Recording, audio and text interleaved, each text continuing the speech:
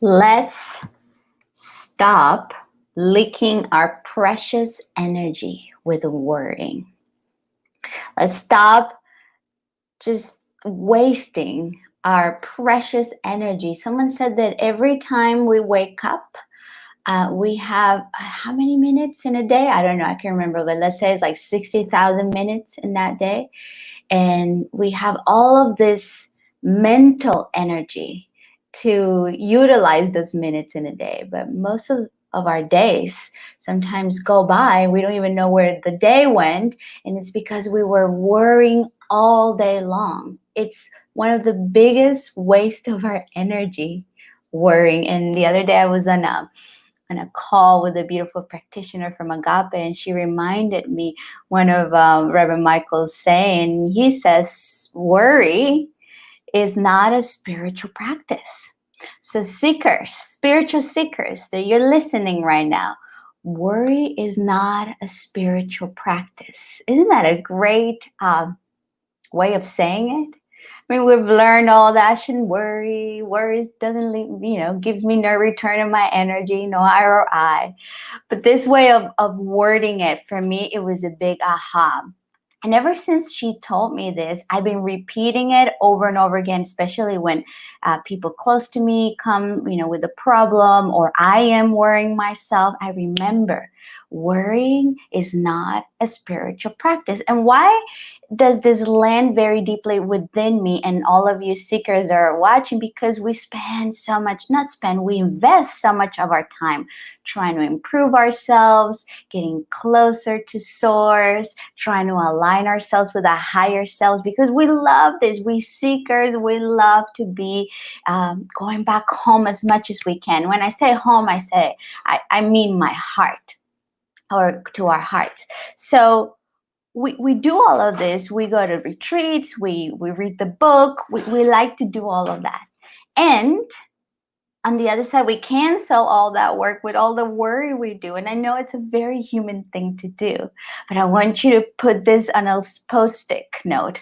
Worrying is not a spiritual practice. So why would we invest our time in that if that's exactly the opposite of what we want? Now, you may say, Paula, well, that's easier said than done, but you don't understand how difficult it is to be in this situation that I'm in. And before I was getting, what I was getting ready into to do this video, I just started remembering situations, especially last year, in which someone very close to me that is in a startup, where things were so uncertain. Things were so uncertain that at times things seemed like they weren't going to work out. And I remember a couple of times telling this person, we're going to pray. We're going to pray for this, and we're going to declare to what is real. And what is real is there's one power that we call universe, that we call the intelligent mind. And there's nothing below that power. Is the one power, the intelligent, infinite mind of the universe. And after those couple of times of praying, and many times we didn't pray for anything, but things were uncertain. But I kept reminding this person, out of nowhere, things happen. Always, out of nowhere. And I don't want to confuse this conversation into I'm just going to sit on a couch and just kick back and just wait for things to happen. Or you still have to show up. So the best way to not worry is just show up to do what you can do in that moment. And also not forget that this universe is always moving the pieces. How many times, and I want you to remember this, how many times you didn't know how you were going to resolve something. You were worrying about a situation, or you were sad that things weren't going the way they wanted to go. But then something happens. Then something that if you planned it, it wouldn't have been so perfect. You saw someone in the supermarket, you started a conversation, then this person brought about idea, and then that idea, brought one of the biggest blessings of your life. I'm just giving you a random example. In my life, I know that the best thing that have ever happened to me, I was not expecting it. I wasn't even worrying about it because I didn't even know that it existed. Isn't that interesting? So when we're worrying, and here I'm telling you guys, I'm talking to myself because I like to be in control and I like to plan my life. That's why I decided to be a coach. I like to set up goals, and all of that is beautiful. I still love to do it. And one of the setbacks of trying to be so structured is that worry walks with you a lot. And so I'm so happy that I get to see the evidence that the best thing that have ever happened, I didn't plan it, and I was still showing up. So I don't want to confuse this, because sometimes it's like, well, Paola said that I shouldn't worry, I should just lay back.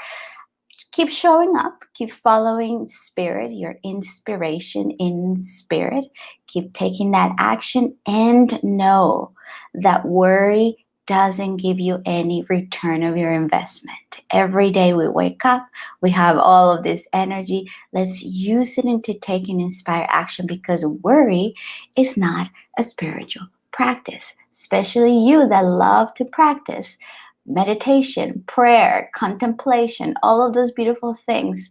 Don't cancel. It's like being on a healthy eating habit, and then binge for 2 weeks on cookies and McDonald's.